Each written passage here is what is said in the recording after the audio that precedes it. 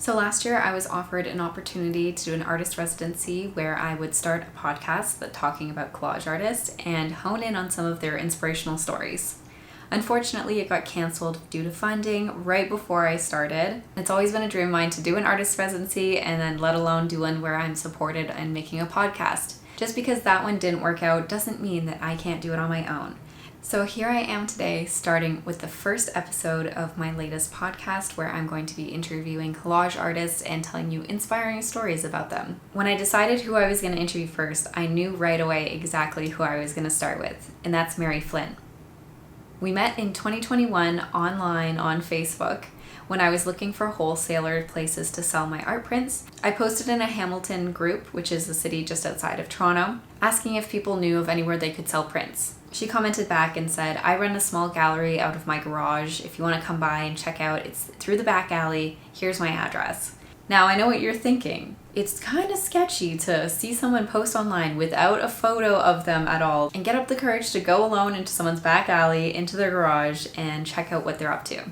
I walked in cautiously after telling my partner where I was going, and I was greeted at the door by a small firecracker of a woman. She told me to pop in for 20 minutes or so, but we were there for what felt like the entire afternoon chatting. She told me that this used to be a car garage and she had converted it into an art studio. Over the last 3 years, we've spent a lot of time in this space collaging, her with a lot of other people, but I try to pop in whenever I have a day off. Not only is the company great, but I feel extremely inspired after, and she's always up to something new. Although she calls herself a collage artist, she does a ton of different things, which we'll definitely get into in this video. So let's head to Hamilton and we'll have a chat with her about everything that she's doing in this space.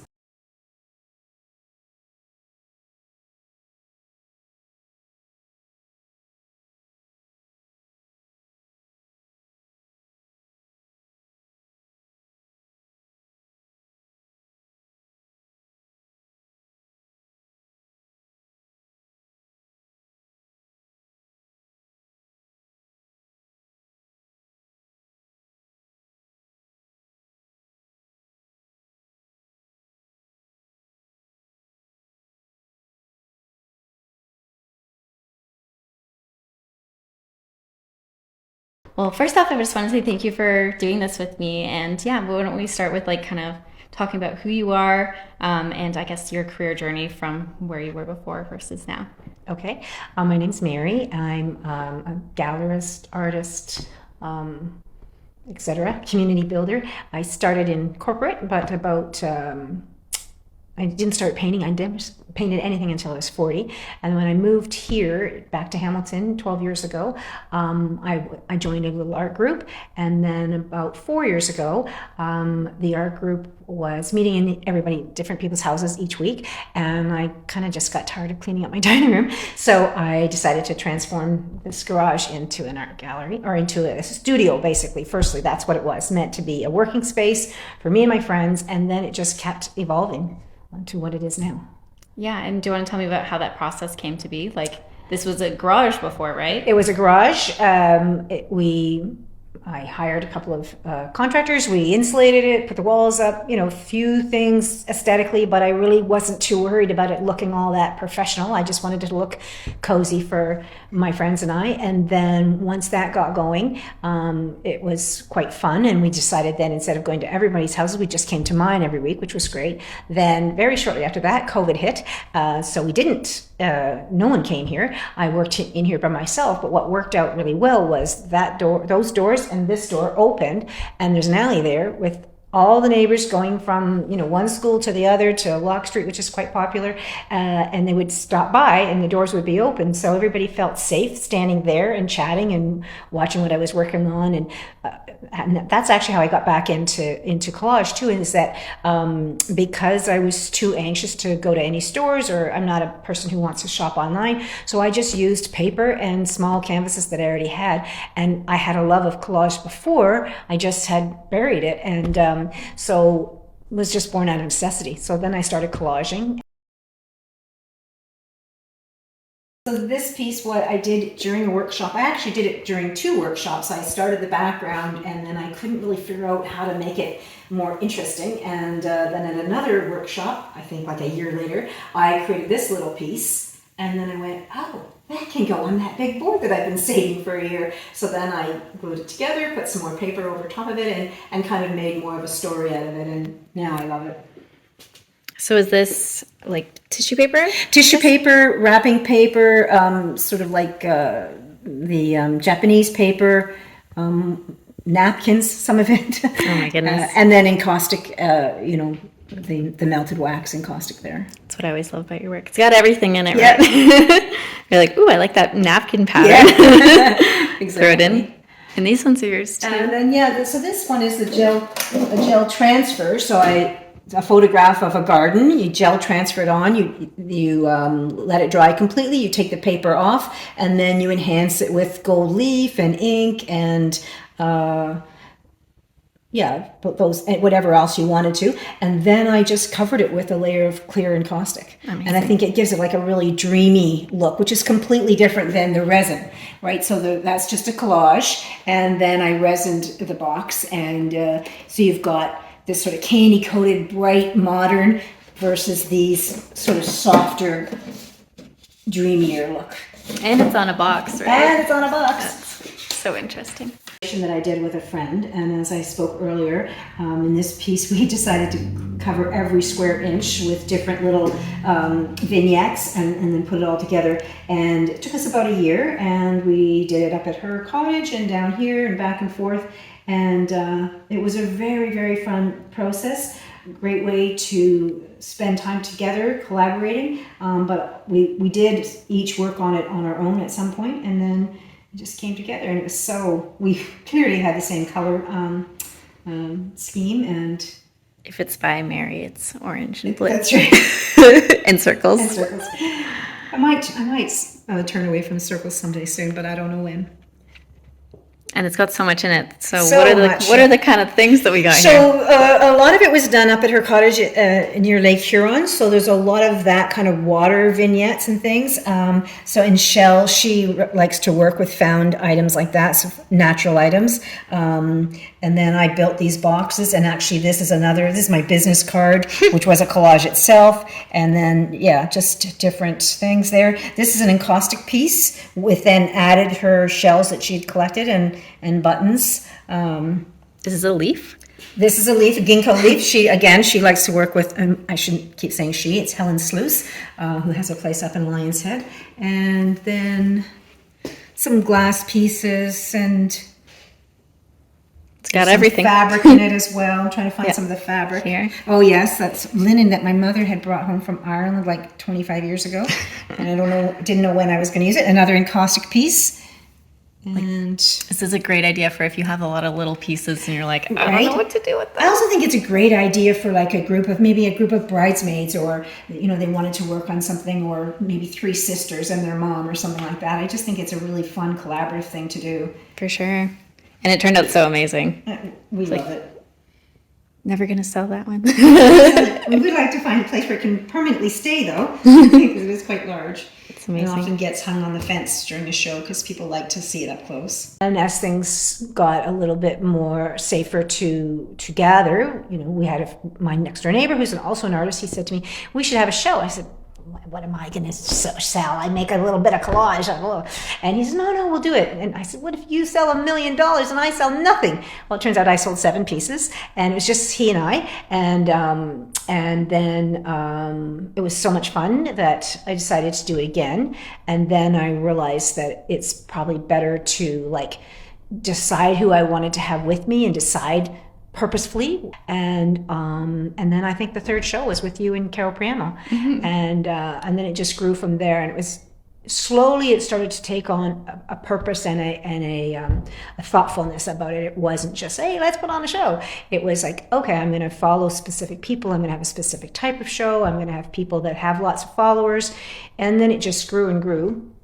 And I remember one night we had a show with a bunch of abstract artists. There were 6 of us in total, and it was just crazy fabulous. It was a really nice night. The alley was full of people, and here was full. The backyard was full, and we sold some art. And I remember waking up the next morning and thinking, oh my God, I've done something here. And so it took me So then I just kind of rode that wave for a while and really, really enjoyed it and still enjoying it. But, now I'm trying to, again, purposefully learn new things and realize a few like visions or things that I thought would be really great for me and for the community. And for sure. And do you think, like, when was the first time that you kind of feel like you had the dream to have something like this? This whole thing, it was never visualized. Like, it's still, now I think I'm saying, okay, now this has all happened sort of by kismet and one thing leading to another. But now I'm starting to plan, okay, here's what I want to accomplish next and next. I have done it along the way, but now it's kind of like, there's no holding it back. It could be anything, and everything that I've tried to do in here has happened, and some fabulously successful, some just fun, which is successful in my books. And so now it's only now, after 4 years, that I'm starting to think of, okay, plans. I'm going to plan the whole year out. I'm going to have certain objectives and goals, and it's very exciting. For sure. And I feel like that's kind of when I met you, was when this was kind of coming into fruition. Obviously, we did our third show here done. But I remember you being like, I want the community to be here and all that. Like, what were kind of the steps that you took to bring the community in? Well, again, you were kind of the impetus for that. So one of the things that I do here is I have the open studio on Friday afternoons, which is a wonderful casual drop-in. People will come in, bring their own artwork or work on whatever I'm working on. I'm thrilled to be able to share my supplies and to maybe spark conversation. The thing that makes me the most excited in here is when I see other artists collaborating, and what I've done is brought them together, and then they'll start talking and working on things or teaching one and the other. And one of the ways that you started that is that I had a show in here, and you saw on Facebook some art of a friend of mine, and you liked it and you bought it. And then you were coming in that first Friday, it was in December sometime, right? Mm-hmm. And you came in, and I invited the artist, hey, you should come in. And I invited a couple of other people. And then you came in and we did art all afternoon. Debbie came in, you guys talked about the piece that you bought, and somebody else came in and bought one of your prints. And I'm just like, I'm doing this again next week. And now 2 years later, I've done it just about every Friday. Mm-hmm. And the connections between members of the community, me and members of the community, and just all kinds of things have really sparked from it. And I think people find it as it's a safe place to be. It's not intimidating. The number of people that come in here every week that say, oh, I'm not really an artist. I'm like, okay. Well, you're here. You're here, so sit down and make some art. And really foster some really great friendships and really great connections. And I'm always so excited to see who talks to who, and you can see the ideas percolating in their head and hear them talking about it, and it's very exciting. For sure. And I know that, like, I've been in here a couple times when people just walk in and they're like, oh, could I do something cool in this space? So I think it's amazing that you're able to, like, find a space and, other people see the potential in it as well. It's true. I mean, again, the advantage of opening out into the alley is that there's tons of people. I am never out here. If the doors are open, I'm not alone. Even if I have to get something done, I'm going to close the doors because it'll never happen otherwise. But I love that. I love the doors open, and some kids will pop in, parents and their kids, just dog walkers. Everybody comes in and they want to see what's going on. And I feel like it's all, of course, everyone's welcome. Like, the doors are open, come in. And sometimes you have to kind of go out there to the alley to drag them in. But lots of curiosity. And so if they're not interested in the open studios, they might be interested in a workshop, or they might be interested in coming to a show or being in a show. And a lot of people come in. So I'm open Friday afternoons and Wednesday afternoons. And people will come in and basically present their work to me. Do I want them in a show? And I find that very exciting too. And sometimes enough people will do that maybe are the same media. Like, a bunch of people had come in last year to show me their oil work, and I started sort of collecting the names. I'm not an oil painter, but I collected their names, and okay, we're going to put on an oil show. And it was fabulous, and it was just from people coming in here. And then, the odd time maybe I'll have 3 or 4, and then if I want 6 people in the show, then I have to hustle and get out there and look, okay, who else does collage or oil or multimedia. Fiber art is a show that I've not yet put on, and I'd really love to do something like that too. The possibilities are endless. Totally. And you have so many people, as you said, in the area using the space for its potential, and then having like all of these different people, like, just finding different ways to use it. So you guys have so many different ways of using it. Can you list like all the different ways that people use the space? So it is the open studio on Fridays. On Wednesday mornings, that is now that my group of friends, the original group that I transformed this for, they still come in every Wednesday morning. And that has become a little bit of a drop in too, in that just other people in the neighborhood going about their business, they always pop in to see what the four of us are doing. And hello, we always have, different people that are coming and going, and just will always pop in. So that's a wonderful opportunity too. And then we also use it for workshops, shows.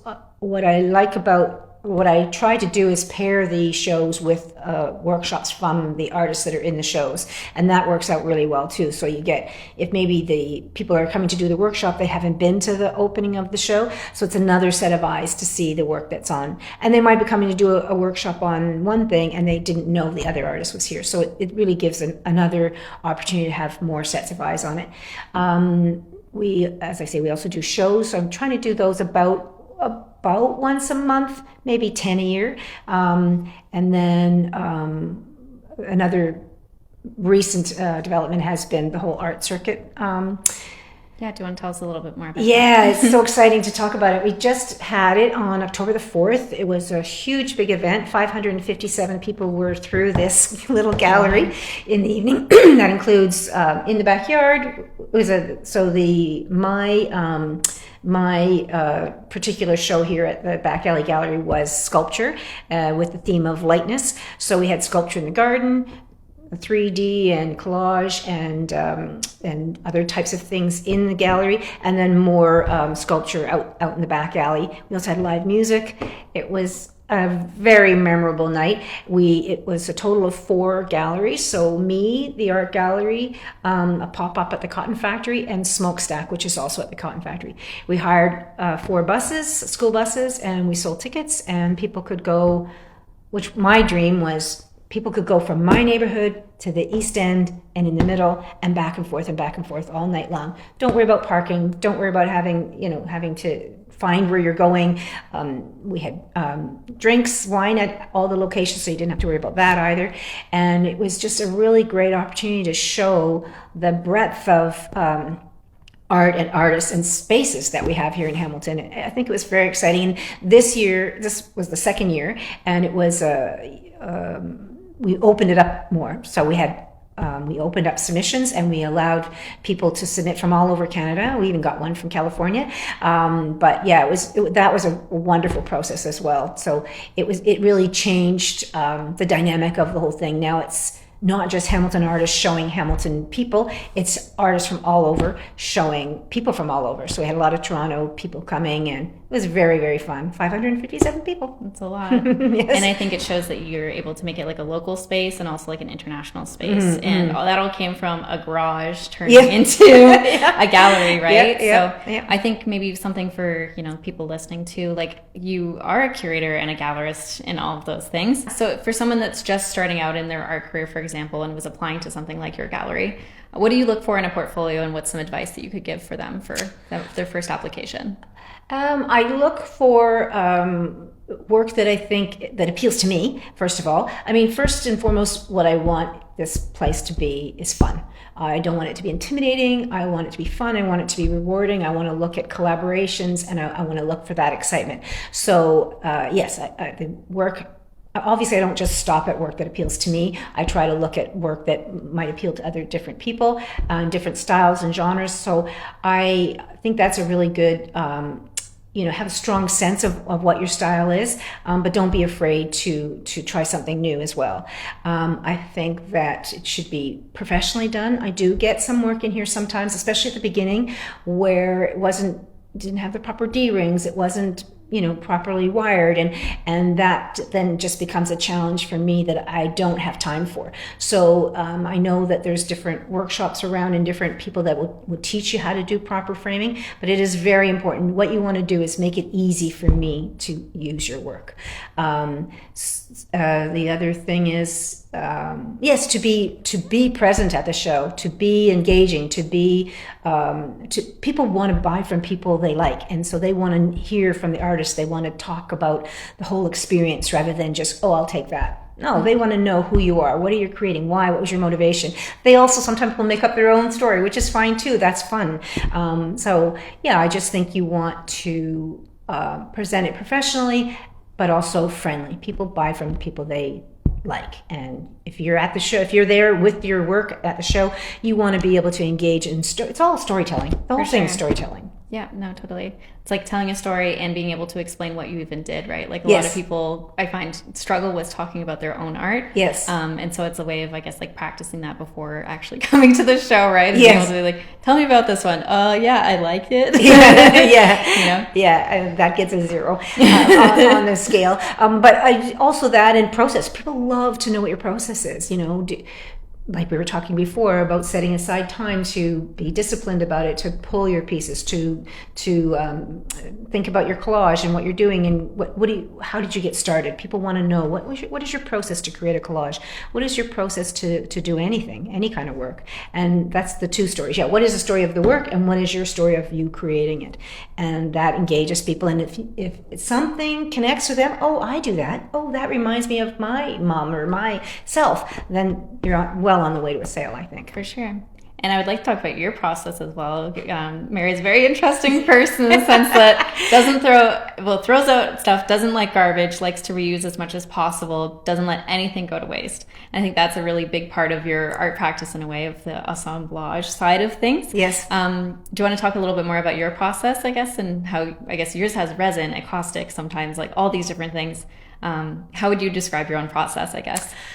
Well, I think I'm quite across the board, and I do like to try different things. So when we first met, I was doing collages that basically filled every square inch of the place, and I learned from you to try to simplify it, and I think both of those have now become a style.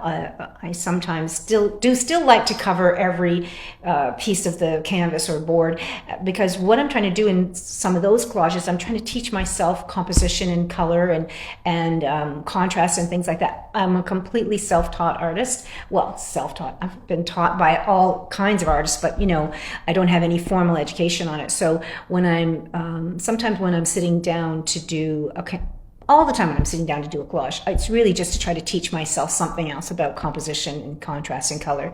So it's, yes, filling it up completely, or the simple, I think when I first started to sort of emulate a type of style of yours, it was like strip down, pick 3 things, and I picked a circle, a square, a circle, a shoe, and a window. And I made like 7 or 8 of those and sold most of them. But it was just a fun experience. I think you do have to keep pushing yourself to try different things and to move out of your comfort zone. I recently started taking a workshop with Lisa Pujuan Nomura, and I was fascinated by how she has the discipline to sit down and do a 5 or 10 or 15 minute collage every time she starts her process. She thinks of it as a business. I'm a collage maker, that's my job. And she has the discipline. I do not have that kind of discipline, but I think it's a great idea. Yeah, for sure. I love that for her work, especially like you were saying, like, yeah, she'll just sit down, she'll be like, okay, 15 minutes on the clock, go, right? Yeah. Are there any things that you think that other people could do for their collage practice to try to implement either new types of processes, or like how to push their style a little bit more? Yeah, I do think YouTube is a fabulous thing. And when I also took, as you mentioned before, started doing encaustic, which I love. And like most art types, it's endless, there's no specific one kind of encaustic. It's all over the place. And so, yeah, invest the time, watch other people's processes, see what some ideas are, and then find out what parts of that appeals to you. You can never not create from your own self. Like, to copy somebody, I don't know, you're still going to be in it. So I have no problem with, watching other people's videos and then trying that style and then see what part of me comes out in that style. I do think that the discipline is a great idea. I have another friend of mine, Colleen Reed, who every day she's got a busy job, she's got an art practice, but every day for an hour, every morning, she spends an hour on her art, no matter what. That's there. Nothing else happens, that happens. I think those are really, really good disciplines to give yourself to get the juices going. For sure, it's setting boundaries against other things in life. Yes. Like you can say, oh, I'm busy, but if you have that hour every day, for example, for her, or even I love the 15-minute collage idea. It's like, no one can say they don't have 15 minutes in a day to sit down and make a collage, right? So it is about building that discipline and stuff. And I think what you have good here is like, if you're doing workshops, like you're sitting in on those, so you're constantly learning and stuff. And do you think that those workshops that you've sat in on have like impacted your practice? Yes, very much so. So Colleen has done the gel transfer, and I find, of course I don't do it like she does it, but then that process, that technique gets integrated back into my style. And I found that some of the instructors that have been here, some of the artists that have been here, every time you learn a little bit more about composition and color and contrast and things like that, and you hear other people describe it in different ways, and it just permeates your work going forward, I think. So I think the good message there is that a community is very important for artists, right? And I think it's hard because I know a lot of people watching have put in my comments being like, oh, I'm in a very rural place. Like, how do I get those communities and that sort of thing? And I guess that's where like the online part comes into it for sure. But maybe there's ways to get into that more, like whether it's, I know there's artist residencies or going somewhere maybe to like create, or as you've done, making your own opportunities to bring the community to you, right? And I do think workshops are very, very key because it is that sense of community. It's that sense of doing something together. If there's 12 people in a workshop, first of all, you're all going to do something completely different, but you're learning from everyone, not just the instructor. And I think talking about your work too is if someone presents something and everybody has an opinion, your own opinion teaches you something. If you have to give an opinion on a piece, you're like, oh yeah, that's something I do all the time. And so you're learning from everyone. I think workshops are the best. I agree. For sure. Sort of like, it's not a huge commitment, but you're out there and you're learning and you're talking to people about art. For sure. I agree with that. It's good fun. Is there anything else you'd like to add to this? Just that I do think you have to kind of put yourself out there and see you have to have some structure, but also leave yourself open to whatever might happen. And I never, when I did this renovation 4 years ago, I never would have believed that I would be part of Art Circuit, that I would have regular workshops, that I would be doing shows and selling. And it's been really, really rewarding, not to mention all the friends that I've met through here. So for sure, leave it open. And it shows that like just little steps, right? Like I think every week again you did something, you're like, okay, why don't you guys come over and do this? Yes. I'll leave the door open and see what happens. Like, or I'll do a show in something, like I remember I did photography and you're like, I don't know photography. That was one of my most successful shows. Yeah, exactly. So I think it's the matter of like, pushing yourself into a territory that's maybe a little bit scary, something you're not used to, but it's obviously led to really amazing things and a great community around it, which are, all amazing. It is all amazing for sure. Good, great. Amazing. Thank you. You're right, I do talk a lot, don't I?